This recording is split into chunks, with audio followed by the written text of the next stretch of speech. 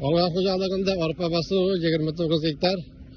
Сөн буенда, монда 9 майдарда 10 градус салкын булган жер. Ишәгенә карап йөргән чагында бу басу сап-сарыя. Уборкадан соң камыл белән калган кебек. Менә бүгенге состояниесе.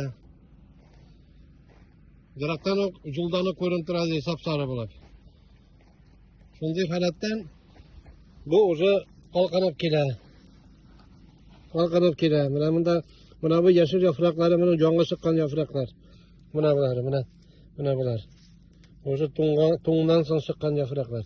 Монда бер яшеллек тә юк иде. Шуның өчен тагын бер тапкыр бузып чәчергә, әгәр дә инде мондай участок булмый икән, реальный инде сап-сары булып тора икән кирәктер. Ну, без әле бу участокка планлаштырабыз иртәгәдән тагын микроудобрение белән батырны кертергә. Псевдобактерияны.